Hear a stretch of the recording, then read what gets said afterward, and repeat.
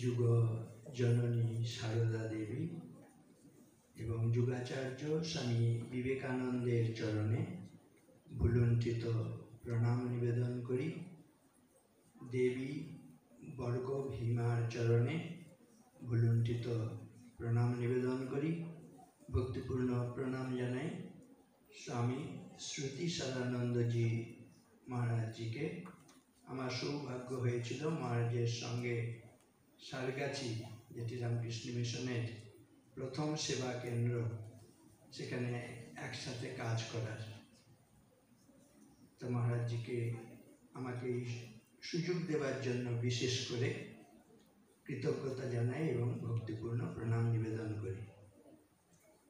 অচ্যুতেশানন্দজিকে অনেক অনেক শ্রদ্ধা। এত সুন্দর ছাত্রদের উপযোগী করে কথা তিনি বলেছেন, সকলের হৃদয় জয় করে নিয়েছেন। একরূপানন্দজিকেও অনেক অনেক ধন্যবাদ জানাচ্ছি। আমরাও একসঙ্গে কাজ করার সৌভাগ্য লাভ করেছি স্বামী বিবেকানন্দের পৈতৃকাবাস এবং সাংস্কৃতিক কেন্দ্রে, যেখান থেকে আমি এসেছি। তাকেও অনেক অনেক শ্রদ্ধা, নমস্কার, শুভেচ্ছা জানাচ্ছি। তিনি এত অঞ্চলে স্কুল কলেজগুলোতে এত সুন্দর কাজ করছেন, উৎসাহ নিয়ে করছেন। এখানে আশ্রম সভাপতি মহাশয় রয়েছেন ডক্টর নারায়ণ চন্দ্র মাইতি মহোদয়, বিদগ্ধ পণ্ডিত মানুষ, তাকে আমার অন্তরে শ্রদ্ধা। রয়েছেন সুধী সজ্জন মণ্ডলী, বিভিন্ন স্কুল কলেজের শিক্ষক শিক্ষিকা, শিক্ষাকর্মী, অভিভাবক অভিভাবিকা, বিভিন্ন কলেজ ইউনিভার্সিটির অধ্যাপক অধ্যাপিকা এবং অন্য অনেক গুণীজন, প্রত্যেককে আমি আমার অন্তরে শ্রদ্ধা নিবেদন করছি। আর যাদের জন্য অনুষ্ঠান, সেই ছাত্রছাত্রী ভাই বোনদের অনেক শুভেচ্ছা জানাচ্ছি। আমি লক্ষ্য করছিলাম এই 8:30টায় ছাত্রছাত্রীরা এসেছে, নাম নথিভুক্ত। 9টা থেকে অনুষ্ঠান শুরু হয়েছে। এখানকার অনুষ্ঠানের একটি বিশেষত্ব আমার লক্ষ্যে এসেছে। বেশিরভাগ জায়গায় আমরা যাই, কখন অনুষ্ঠান শুরু হবে লেখা আছে 10টা, 10টা, 10:15, 10:30 হয়ে যাচ্ছে। হ্যাঁ, এই আরেকটু একটু বসুন, বলতে বলতে 1 ঘন্টা অন্তত দেরি, বা আরও বেশি কখনো কখনো। কিন্তু এখানে আমি লক্ষ্য করেছি ছাত্রছাত্রীরা এসে উপস্থিত হয়েছে, মহারাজরা এসে উপস্থিত হয়েছেন, সকলে এসে অপেক্ষা করে আছেন। এখনো 9টা বাজছে না, তাই না? বিফোর টাইম সব চলছে। Time management, time wasted is life wasted, but time management is life investment. কি কথাটি বললাম আমি মাঝে মাঝে প্রশ্ন করি, তা না হলে আমি এখানে একটু লক্ষ্য করছিলাম, ওই যে 9টা থেকে অনুষ্ঠান শুরু হয়েছে, তো অনেকটা সময় কেটে গেছে। কেউ কেউ একটু এরকম করে বসেছে, কেউ একটু এরকম করে বসেছে, কেউ একটু এরকম করে বসেছে। আমাকে বলতে বলা হয়েছে যুব সমাজের প্রতি স্বামীজির আহ্বান। স্বামীজি কি পুঁজু হয়ে বসতে বলেছেন কখনো? যত স্বামীজির দেখবে প্রতিমা, দেখবে মূর্তি, দেখবে কোনো জায়গায় স্বামীজি কি উঁচু হয়ে বসেছেন না হেলে? কি বলো, কি বলেছেন? একসঙ্গে বলবে, বলো, arise awake and stop not till the goal is reached. Bangla করলে কি হয়? ওঠো জাগো, যতক্ষণ পর্যন্ত লক্ষ্যে পৌঁছতে না পারছো ততক্ষণ পর্যন্ত থেমো না। ইংরেজিটা কে বলবে? তাড়াতাড়ি হাত তোলো। ইংরেজিটা কে বলবে?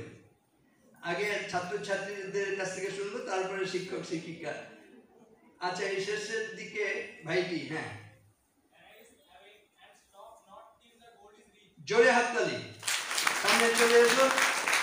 এখানে একরূপানন্দজি ব্যবস্থা রেখেছেন, মহারাজের হাত থেকে এসে উপহার নিয়ে যাবে।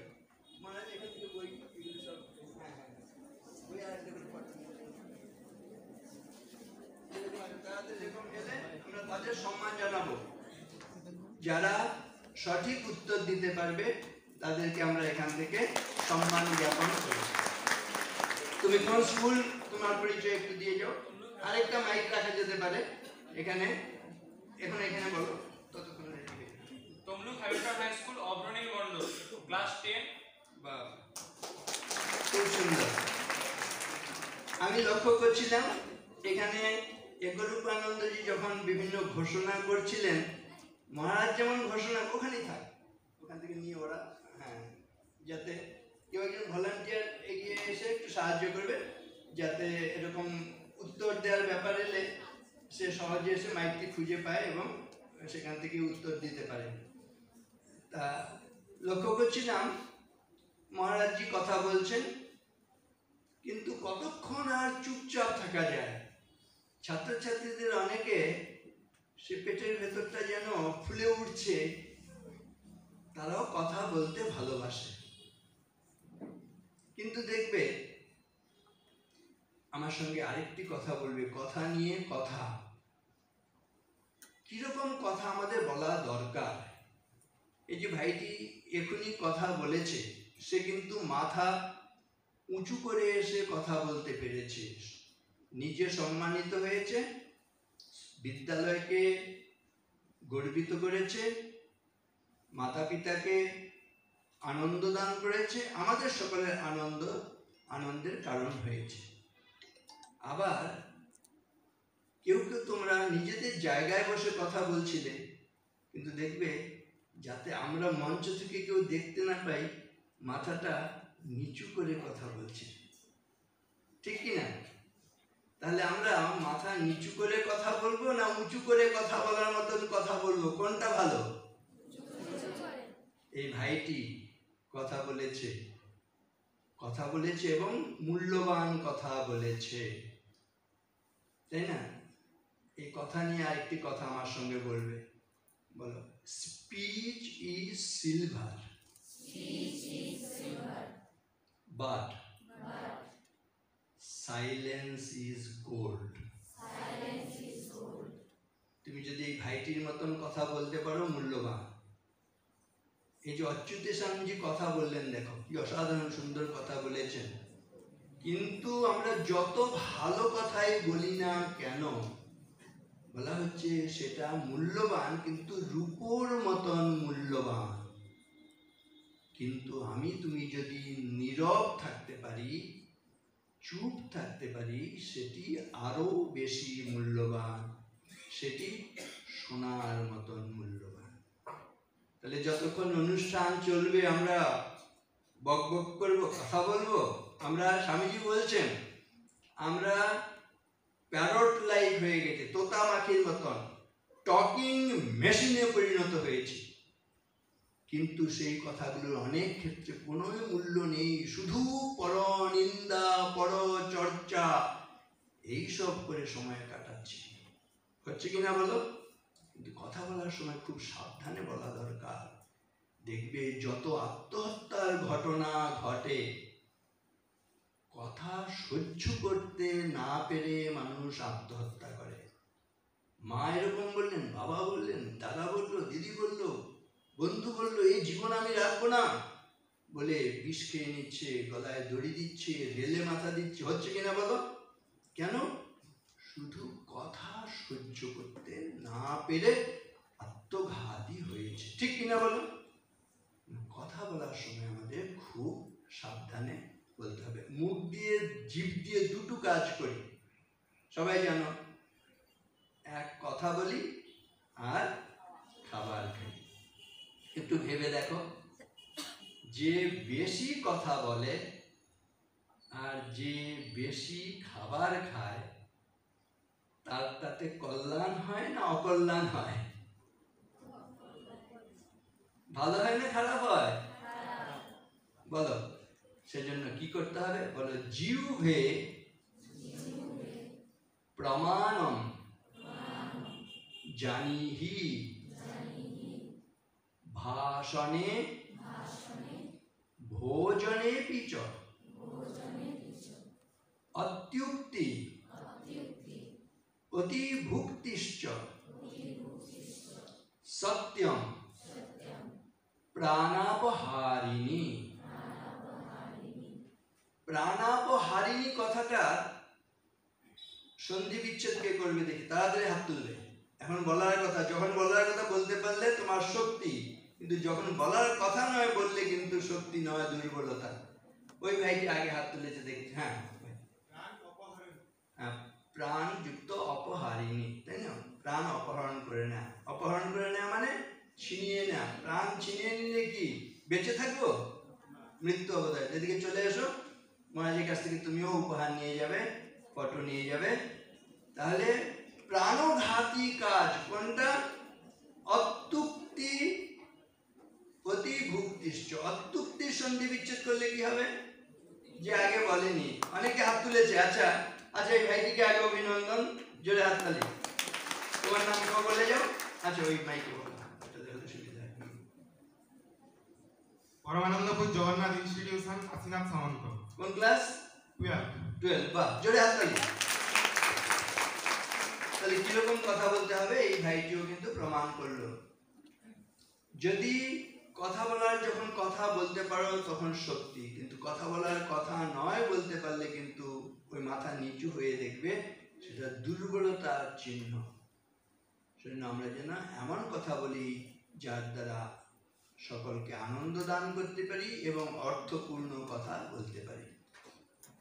সেজন্য বলা হয়েছে কখন তুমি ভালো কথা বলতে পারবে? দেখবে যখন তুমি কথা বলবে তখন কিন্তু ভালো কথা বলতে পারবে না, যখন কথা ভালো শুনবে, সঠিক উত্তর কেন দিতে পারছে, অন্য অনেকের চাইতে সে বেশি ভালো করে শুনছে। আজকে যতক্ষণ অনুষ্ঠান চলবে, যে যত মনোযোগ দিয়ে শুনবে কিছু শিক্ষা নিয়ে সে বাড়ি যাবে। আরেকটা কথা, কথা বলা নিয়ে যেহেতু কথা এলো, আমরা কখন শিখি কখন শিখি না এ সম্বন্ধে একটা কথা বলবে। বলো, you learn nothing while you are talking. আমি কিন্তু হোয়াই বলিনি, হোয়াইল। যখন তুমি কথা বলবে, আমি কথা বলবো, তখন কিছু শিখতে পারবো না। কখন শিখবো? যখন শুনবো মন দিয়ে। এই যে আমি এখন কথা বলতে শুরু করেছি, আমার শেখাটা বন্ধ হয়েছে, কিন্তু এতক্ষণ শুনছিলাম। অচ্যুত স্বামীজি বলছিলেন, ভাই বোনরা নানা রকম বক্তৃতা দিচ্ছিলেন, আমাদের অধ্যক্ষ মহারাজ স্বাগত ভাষণ দিচ্ছিলেন, একরূপানন্দজিও কথা বলছিলেন। যখন তাদের কথা আমরা শুনছিলাম তখন কিছু শিখতে পারছিলাম। যে আমি কথা বলতে শুরু করি তখন আমার শেখাটা বন্ধ হয়েছে। তাহলে আমাদের প্রত্যেকে মনে রাখতে, আমরা যদি সত্যি শিখতে চাই কিছু, বেশি কথা বলা নয়, শোনা অভ্যাস করতে হবে। লার্নিংটা আসবে ফ্রম লিসনিং, ঠিক কিনা? সেজন্য বলা হয়েছে কি করতে হবে? শৃণ্যত শ্রদ্ধয়া। আবার শ্রদ্ধার সঙ্গে হেলাফেলা করে অবজ্ঞা করে শুনলে হবে না, শ্রদ্ধার সঙ্গে শুনতে হবে। তোমাদের জানা আছে শ্রদ্ধাবান লভতে জ্ঞানম, তাই না? শ্রদ্ধা না নিয়ে শুনতে হবে না। তাহলে শুনতে হবে অশ্রদ্ধা করে নয়, শ্রদ্ধা নিয়ে শুনতে হবে। আর একদিন শুনলাম তারপরে শুনলাম না, না, নিত্যম। আমরা জ্ঞান লাভ করতে পারছি না কেন? না, আমরা শ্রদ্ধার সঙ্গে অনেক সময় শুনছি না, এক কান দিয়ে শুনছি আর এক কান দিয়ে বার করে দিচ্ছি। আর শুনছি হয়তো একদিন দুদিন শুনছি, নিত্য শুনছি না, কিন্তু প্রতিদিন ভালো কথা, শিক্ষণীয় কথা শুনতে হবে। সেজন্য শিক্ষার জন্য কি করতে হবে? শৃণ্যত শ্রদ্ধয়া নিত্যম। আর কি? গৃণতশ্চ, গ্রহণ করতে হবে, ধারণ করতে হবে। এই ঝিমুতে ঝিমুতে শুনছি এরকম করলে হবে না। দেখবে আমরা কথা শুনতে শুনতে যখন ভালো কথা হয় না, তখন বেশি করে ঝিমিয়ে পড়ি। বলছে কেন ঘুমিয়ে পড়ি, ঝিমিয়ে পড়ি? তোমরা ঝিমুচ্ছ না তো? আর তোমরা যদি ঝিমিয়ে পড়ো আমার কি হবে জানো তো? একটা গল্প বললে তোমাদের মানে ভালো লাগবে এবং আমার প্রতি একটু করুণা হবে। কি? একটা অ্যাক্সিডেন্ট হয়েছে, সেই অ্যাক্সিডেন্টে একজন ধর্ম প্রচারক আর তার ড্রাইভার বাবু, সারথি যিনি ছিলেন, তারা অ্যাক্সিডেন্টে মারা গেছে। এবার মারা যেতে যমদূত এসছে আর দেবদূত এসছে। যমদূত এসে ধরেছে ধর্মপ্রচারককে, আর দেবদূত এসে ধরেছে তার ড্রাইভারকে। তখন ধর্মপ্রচারক বলছেন, আপনাদের মধ্যে হিসেবে একটু ভুল হচ্ছে। বলছেন, আমাদের হিসেবে ভুল হয় না, আপনার হিসেবটা কি? বলছে, আমি সারা জীবন ধর্মপ্রচার করেছি, যদি দেবদূত কাউকে নিয়ে যায় সে তো আমাকে ধরে স্বর্গে নিয়ে যায়, আমি তো সারা জীবন ধর্মপ্রচার করেছি, আমাকে কেন এসে ওই মৃত্যুদূত সে এসে আমাকে ধরলো, আমাকে তো মৃত্যুদূত নিয়ে গিয়ে তো নরকে ফেলবে। তখন বলছে, মশাই আপনি যখন নিরস বক্তৃতা করতেন, ধর্মপ্রচার করতেন, লোকেরা শুনতে শুনতে শ্রান্ত ক্লান্ত বিধ্বস্ত হয়ে সব ঝিমিয়ে পড়তো, ঘুমিয়ে পড়তো। যে লোকটা ঘুম পাড়িয়ে দেয় তাকে কখনো স্বর্গে নিয়ে যাওয়ার জন্য দেবদূতরা ধরবে? ঠিক কিনা? এখন যদি আমার কথা শুনতে শুনতে তোমরা ঘুমিয়ে পড়ে, বুঝতে পারছো তো আমার কোথায় গতি হবে? নরক একেবারে নিশ্চিত কিনা? সেজন্য বলেছি আমার প্রতি একটু করুণা করবে, কেউ ঝিমিয়ে পড়বে না, তাই না? এখন বলছে, আচ্ছা ঠিক আছে, আমি ঠিকভাবে বলতে পারিনি, ধর্মপ্রচার করতে পারিনি, আমাকে আচ্ছা নরকে নিয়ে যাচ্ছে, কে বলে যমদূত নিয়ে যাচ্ছে, কিন্তু দেবদূত কি করে আমার সারথীকে নিয়ে যাচ্ছে? সে তো আমার অধস্তন কর্মচারী, তাকে কেন দেবদূত স্বর্গে নিয়ে যাচ্ছে? ও যখন প্রচন্ড গতিতে গাড়ি ড্রাইভ করতো, গাড়ির যাত্রীরা বলতো, হে ভগবান রক্ষা করো, হে ভগবান বাঁচাও, হে ভগবান বাঁচাও। যে কিনা ভগবানকে স্মরণ করে তার কি কখনো নরক হয়? তাকে তো দেবদূত এসে তো স্বর্গে নিয়ে যায়। তোমাদেরও আমার বলা, তোমরা যদি আমার কথা শুনতে শুনতে ঝিমু আর ঘুমো, আমার কিন্তু একদম নরক নিশ্চিত, ঠিক কিনা? মূল কথা, দেখবে ক্লাসে যখন স্যারেরা পড়ান অনেকে ঘুমিয়ে পড়েন, তাই এখানেও একটা গল্প আছে। কি সেই গল্প? বলছে যে আমরা ক্লাস শুনতে শুনতে, ভগবানের কথা শুনতে শুনতে ঘুমিয়ে পড়ি, ঝিমিয়ে পড়ি। বলছে ভগবানের আশীর্বাদ আছে। কি তোমরা রাম রাবণের যুদ্ধ হয়েছিল জানো তো? সেই মহাকাব্যে ঘুমের জন্য বিখ্যাত একজন ছিলেন, নাম জানা আছে কি? এবার আমরা যুদ্ধে রাম লক্ষ্মণ মিলে কুম্ভকর্ণকে হত্যা করেছে। তখন নিদ্রা দেবী গিয়ে রামচন্দ্রের কাছে হাজির হয়েছে, হে ভগবান রামচন্দ্র, আপনার তো লক্ষ লক্ষ কোটি কোটি সব ভক্ত রয়েছে, তাদের নিয়ে আপনি আনন্দ করেন, আমার একটি মাত্র শুদ্ধ ভক্ত ছিল সে কুম্ভকর্ণ, তাকে আপনি মেরে দিয়েছেন, আমি কার সঙ্গে নিয়ে আনন্দ করি থাকি? ভগবান কিন্তু একটা প্রতিজ্ঞা করে এসছেন রামচন্দ্র, একবার যদি কেউ এসে আমার শরণাগত হয় আমি তাকে অভয় দেব। এখন নিদ্রা দেবী এসে শরণাগত হয়ে গেছে। তখন বলছে, তুমি একদম ঘাবড়াবে না, একদম চিন্তা করবে না, যেখানে রাম নাম হবে সেখানে গিয়ে তুমি উপস্থিত হবে। এর ফলে কি হয়েছে জানো তো? দেখবে যেখানে ধর্ম কথা হবে, ভগবানের কথা হবে, আল্লাহর কথা হবে, গডের কথা হবে, সেখানে কিছু না কিছু লোক দেখবে ঝিমুতে থাকে, ঘুমোতে থাকে। হ্যাঁ, সেজন্য এই আমি এখানে লক্ষ্য করছিলাম, আমি একটি দুটি বোন তারা এরকম করে একটু একটু ঝিমুবার চেষ্টা করছে। সেজন্য আমি প্রথম কথাটি বলেছিলাম, arise awake and stop not till the goal is reached. যতক্ষণ পর্যন্ত লক্ষ্য পৌঁছতে না পারছি ততক্ষণ পর্যন্ত আমরা থামবো না, আমরা ঝিমুবো না। আরেকটা কথা বলো এই জেগে থাকা নিয়ে, বলো, উঠো জাগো মুসাফির,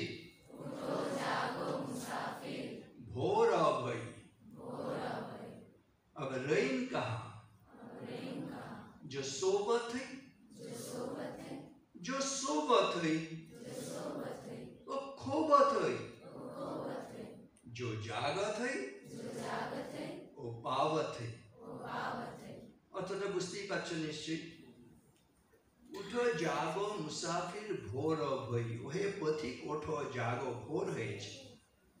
আমরা প্রত্যেকেই কিন্তু পথিক। আমাদের জার্নিটা কোথা থেকে কোথায় জানো তো? বলছে আমাদের জীবনটা একটা যাত্রাপথ, এটাকে আমরা তীর্থযাত্রা বলে মনে করতে পারি, কিন্তু স্বামীজি বলছেন এই তীর্থযাত্রা not from Kolkata to Kedarnath, Kolkata থেকে কেদারনাথে গেলে আমরা তীর্থযাত্রা বলি তো, কেদারনাথ শিব ঠাকুর ওখানে বসে আছেন, সেখানে গেলে পুণ্যি হবে ইত্যাদি। বলছে না, আমাদের জীবনটা যাত্রাপথ, এটি একটি তীর্থযাত্রা, কিন্তু not from Kolkata to Kedarnath, but from brute man to Buddha man. Brute man মানে হচ্ছে পশু মানব, আর বুদ্ধ মানব মানে অ্যাওয়াকেন। অ্যাওয়াকেন মানে আলোকিত ব্যক্তিত্ব। ঠিক আছে, এই পশু মানবত্ব থেকে দেব মানবত্বের পথে আমাদের জীবন যাত্রা, এটা একটা তীর্থযাত্রা প্রত্যেকে।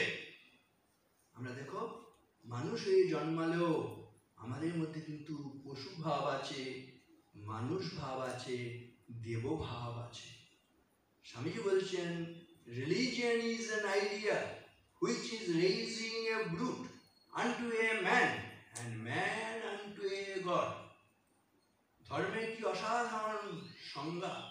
ধর্ম হচ্ছে এমন একটি ভাব যা পশুকে মানুষে এবং মানুষকে দেবতায় পরিণত করে। আমাদের মধ্যে সেই সম্ভাবনা রয়েছে। সেজন্য ওই ঘুমিয়ে থাকলে, ঝিমিয়ে থাকলে আমাদের কিন্তু ওই পশুত্ব ঘুচবে না, ঠিক কিনা? সেজন্য উঠো জাগো মুসাফির ভোর হই, ওহে পথিক ওঠো জাগো ভোর হয়েছে, अब रईन कहाँ जो सोबत হই। এখন রাত কোথায় যে এখনো শুয়ে আছো? जो सोबत হইও খোবত হই, যে শুয়ে আছে তার সব খোয়া গেছে, সর্বনাশ হয়ে যাচ্ছে। जो জাগত হইও পাবত হই, যে জেগে থাকবে সেই পরিত্রাণ লাভ করবে। তাই না? তাহলে কি ঘুমিয়ে থাকবো না জেগে থাকবো? জেগে থাকবো। জেগে থাকলে আর ভয় নেই। জাগরণাশনাতে তম যে সুত্তাতে প্রবুজ্যতা, সুত্তা জাগরিতম সেও নাথি জাগরত ভয়ম। জেগে থাকলে আর ভয় নেই। এই জেগে থাকা যেমন শারীরিকভাবে জেগে থাকা, আবার দেখবে মানসিকভাবে জেগে থাকা। আমরা অনেক সময় জেগে আছি, কিন্তু জেগে জেগে নিজের ক্ষতি করছি, অন্যের ক্ষতি করছি। এই যে আমরা সবাই শিক্ষার সঙ্গে যুক্ত, প্রত্যেকে শিক্ষার সঙ্গে যুক্ত কিনা বলো? একটা জিনিস ভেবে দেখো, এইটা বিচার করো। ভারতবর্ষের যে ক্ষতি হচ্ছে বা গোটা বিশ্বের যে ক্ষতি হচ্ছে, অশিক্ষিতরা বেশি ক্ষতি করছে না শিক্ষিতরা বেশি ক্ষতি করছে? দেখো, সকলে এক বাক্যে, না শিক্ষিতরা বেশি ক্ষতি করছে। তাহলে আমরা সেই শিক্ষা, আমরা কেন তো পড়াশোনা করবো? তাই না? তাহলে যে শিক্ষা আমাদের ধ্বংস করছে সেটা সত্যিকারের শিক্ষা হচ্ছে না, তাই না? অপশিক্ষা, সেটা শিক্ষাই নয়। যারা শিক্ষিত তারা স্বাক্ষর, তাদেরকে টিপসই দিয়ে টাকা তুলতে হয় না, তারা স্বাক্ষর মানে অক্ষর জ্ঞান আছে, নিজে নাম সই করতে পারে। স্বাক্ষর কথাটাকে বহুবচন করলে কি হয় দেখবে? স্বাক্ষর থেকে সাক্ষরা। এই সাক্ষরা কথাটাকে বিপরীতভাবে বানান করো। সাক্ষরা রাক্ষসা হয়ে যায়, ঠিক কিনা বলো? সাক্ষরা বিপরীত আসছে রাক্ষসা এব কেবলম। সরস বিপরীতশ্চে সরসত্বম ন মুঞ্চতে। কি অসাধারণ সুন্দর সত্য ভাষণ! কি স্বাক্ষরেরা যদি বিপরীত আচরণ করে তারা রাক্ষস হয়ে যায়। শিক্ষিতরা যদি বিপরীত আচরণ করে তাহলে তারা বর্বর হয়ে যায়, তাদের দ্বারা ধ্বংস হয়। কি করতে হবে? সেজন্য সরস কথাটাকে বিপরীতভাবে বানান করো। সরস সরসই থাকে। আমাদের প্রত্যেককে সরসই হতে হবে। আমরা সে ডান দিকে যাই, বাঁ দিকে যাই, সামনের দিকে যাই, পেছন দিকে যাই, যেদিকেই যাব, আমরা সরস হলে কিন্তু কাঙ্ক্ষিত আচরণ করব। আমি পুত্র হলে পুত্রের মতন আচরণ করব, কন্যা হলে কন্যার মতন আচরণ করব। পিতা পিতার মতন অনেক সময় আচরণ করে না, মাতা মাতার মতন আচরণ করে না, হ্যাঁ, পুত্র পুত্রের মতন আচরণ করে না, কন্যা কন্যার মতন আচরণ করে, ছাত্র ছাত্রের মতন আচরণ করে, ছাত্রী ছাত্রীর মতন আচরণ করে না। কেন? তার মনুষ্যত্বের বিকাশ হয়নি। সেজন্য স্বামী বিবেকানন্দ সকলের হয়ে প্রার্থনা করেছেন। তোমরাও আজকে স্বদেশ মন্ত্র সেই কথা বলেছ, হে গৌরীনাথ, হে জগদম্বে, আমায় মনুষ্যত্ব দাও, মা আমার দুর্বলতা কাপুরুষতা দূর করো, আমায় মানুষ করো। তাহলে এই মানুষ হলে আমাদের মধ্যে সরস হওয়া হয়। মানুষ হয়ে আমি যেভাবেই চলবো, সামনে পেছনে, হ্যাঁ, ঊর্ধ্বে নিচে, যখন যেভাবে চলাফেরা করবো, দেখবে আমার দ্বারা শুধু কল্যাণ সাধিত হবে। এবার মনে হবে আমি তো মানুষ আছি, মানুষের যা কিছু থাকার কথা, দুটো চোখ, দুটো কান, মাথা আছে, হাত আছে, পা আছে, আর কি করলে মানুষ হবো? বড়রা তুমি প্রণাম করলেই বলে বাবা মানুষ হো, মা মানুষ হো। সেই বড়দের একবার জিজ্ঞেস করবে আমি তো মানুষ আছি, আর কি করলে মানুষ হবো? জেঠিমা বলে দাও তো, কাকু বলে দাও তো, দেখবে একদম ঘাবড়ে যাবে। কেন? দুর্ভাগ্য আমাদের, এগুলো নিয়ে কিন্তু আমরা বাড়িতে চর্চা করছি না, বিদ্যালয়েও চর্চা করছি না, অথচ আমাদের পূর্বপুরুষরা বলে গেছেন কি করলে মানুষ হই, কি করলে মানুষ হই না। 7টা গুণ থাকলে মানুষ হই, তা না হলে পশু। কি 7টা গুণ? মূল সংস্কৃত ভাষায় তারা এইভাবে বলেছেন, যেষাম ন বিদ্যা ন তপো ন দানম জ্ঞানম ন শীলম ন গুণো ন ধর্ম তে মর্ত্যলোকে ভুবিভার ভূতা মনুষ্য রূপেণ মৃগাশ্চরন্তি। সংস্কৃত বাংলার মতোই দেখবে শব্দগুলো, যদিও সংস্কৃত ভাষায় লেখা, কিন্তু একদম বাংলা হয়েছে।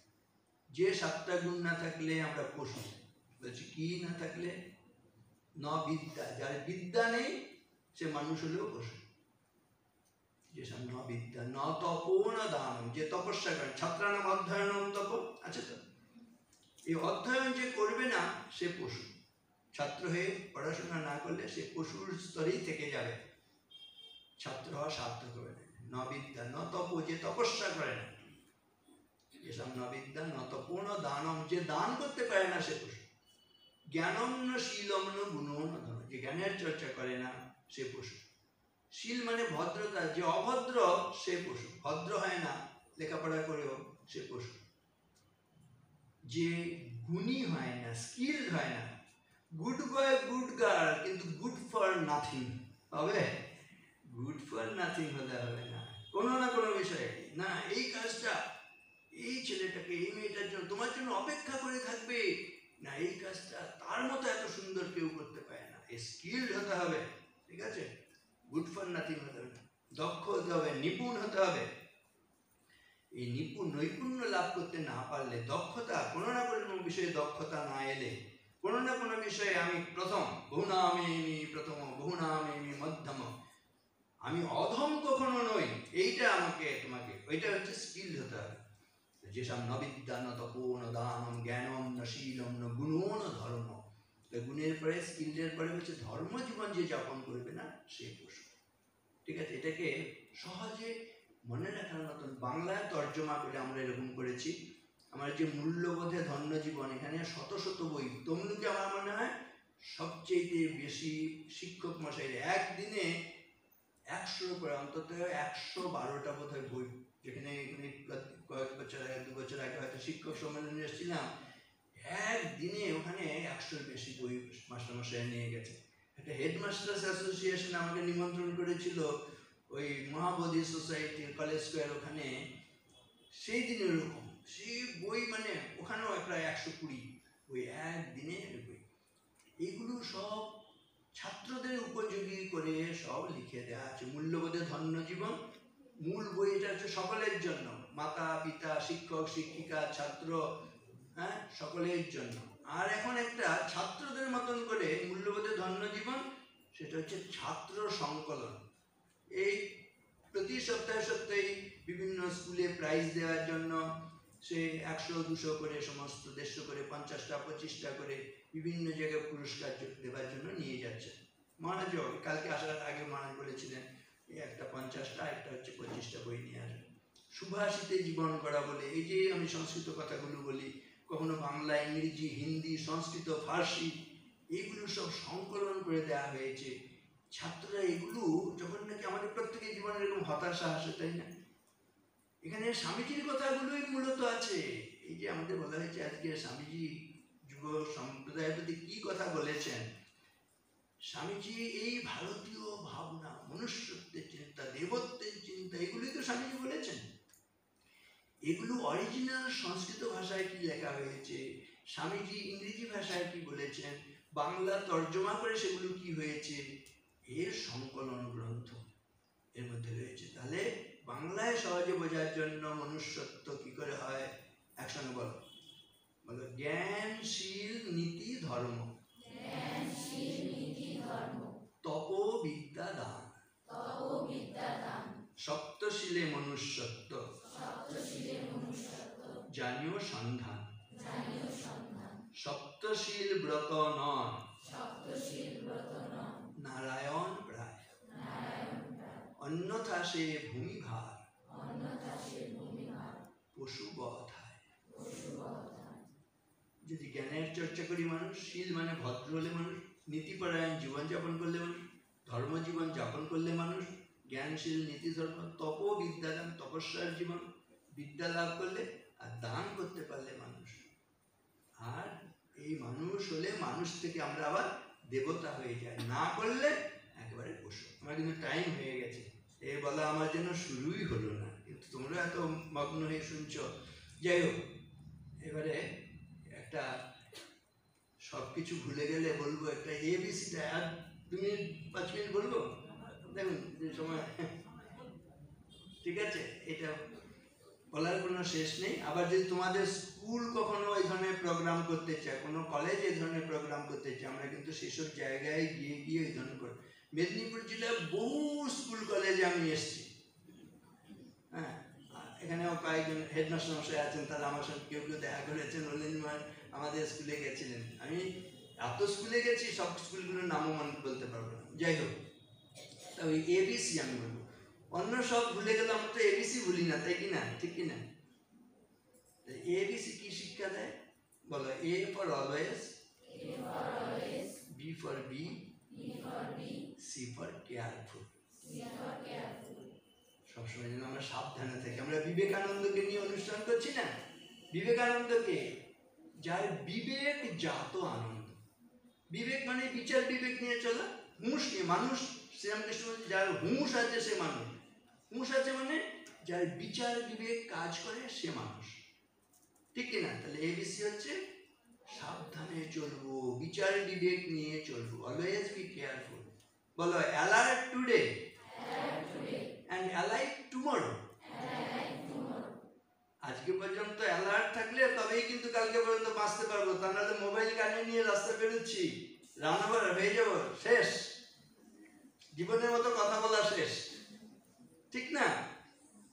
এরকম করলে হবে না, তাহলে অ্যালার্ট হতে হবে, মনে থাকবে তো, এবিসি, অলওয়েজ বি কেয়ারফুল। আরেকটা এবিসি কি, অনেকগুলো আছে এরকম, একদম জেড পর্যন্ত আছে, সেগুলো বলার অবকাশ নেই। আরেকটা বলবো, এইখানে এসি চালিয়ে রেখেছেন মহারাজ, বলছে এসি চলছে, বাতাস বইছে, এসি কেন, গরম করার জন্য না ঠান্ডা করার জন্য এসি চালানো হচ্ছে? ঠান্ডা করার জন্য।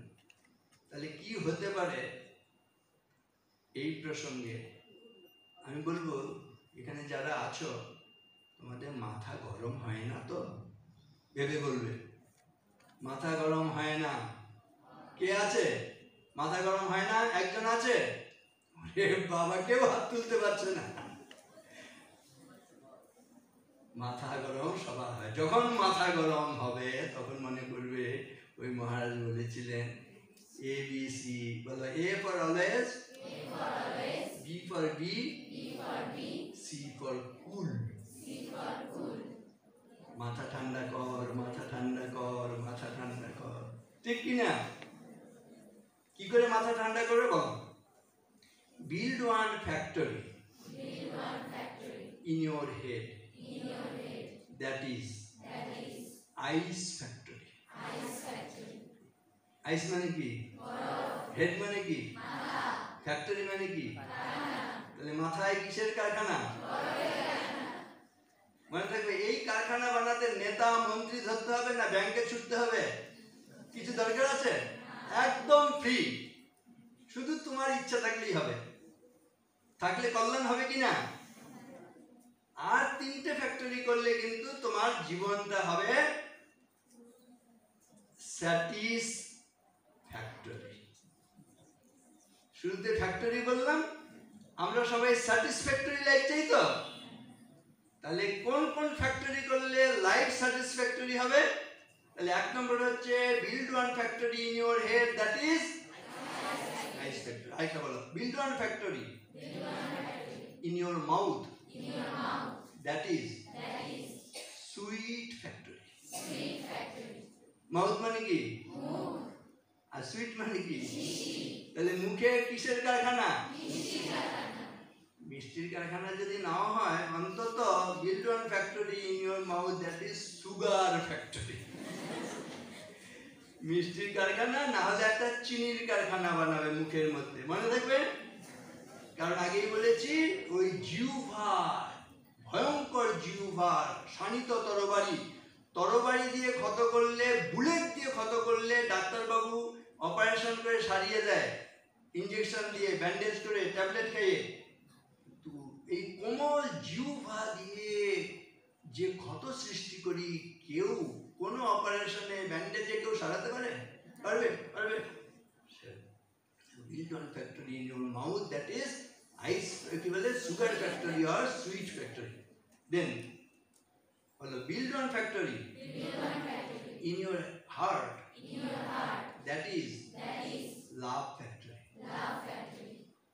বাবা, লাভ শুনেই না পান্তা হু করে উঠছে। কিন্তু একটা কথা আছে, বলো, কলেজে গেলেই কি হয়? বলে লাভ এট ফার্স্ট সাইট, তাই না? কিন্তু দেখো, 3 দিন সেই লাভাররা একসঙ্গে সংসার করতে পারে না, ডিভোর্স এট ফার্স্ট ফাইট হয় কি না? Love at first sight, divorce at first fight, এটা করলে হবে? সত্যিকারের লাভ হতে হবে। লাভের সংজ্ঞা কি বলো? Love gives and forgives. ভালোবাসা থাকলে নিজেকে উজাড় করে দিতে হয়, এবং ভালোবাসার পাত্র অন্যায় করলে, ভুল করলেও তাকে ক্ষমা করতে হয়। কার ভালোবাসা বাড়িতে সবচেয়ে শান্তি দেয়, আনন্দ দেয়? প্রত্যেকের আছে? মা না? দেখো সংজ্ঞাটা মিলে, গিভস এন্ড ফরগিভস। কেন মাকে ভালো লাগে? মা উজাড় করে দিচ্ছেন আমাদের জন্য, আর ভুল করলে, অন্যায় করলে মা ক্ষমা করেন। এটাই কিন্তু সত্যিকারের ভালোবাসা। তাহলে সেরকম ভালোবাসা হতে হবে, মনে থাকবে। Build one factory in your heart, that is love factory. আরেকটা বলো, build one factory in your hand, that is skill factory. Skill মানে নৈপুণ্য, দক্ষতা। হাতটা নিপুণ হবে। এই সমাজে যত ব্যাধি আছে, কে নির্মূল করবে? প্রলেপ লাগাবে, মলম লাগাবে, ক্ষত সারাবে আমার তোমার মঙ্গল হস্ত। অয়ংমেয়, তোমার অন্য কিছু বিশ্বাস করার দরকার নেই। দেব দেবী ভগবান বলছে, অয়ং মে হস্ত ভগবান, অয়ং মে ভগবত্তরঃ, অয়ং মে বিশ্বভেষজ, অয়ং শিব অভিমর্ষণ। হাত এমন প্রলেপ প্রদান, সব জায়গায় শান্তি বিতরণ করবে, শান্তি আকর্ষণ করবে, শান্তি কল্যাণ, তোমার কল্যাণ মন্ত্রখানি ঘরে ঘরে শান্তি দিই গানি। সন্দেহ পরাস্ত হোক, স্তব্ধ হোক বাদ প্রতিবাদ, রাত্রির তমসা পরে উষার আলোক আসিল। আমরা আলোকিত ব্যক্তিত্ব হবো বলেছি। তাহলে আবার দেখি প্রথম থেকে, build one factory in your head, that is build one factory in your mouth, build one factory in your heart, that is build one factory in your hand, that is then your life will be satisfied.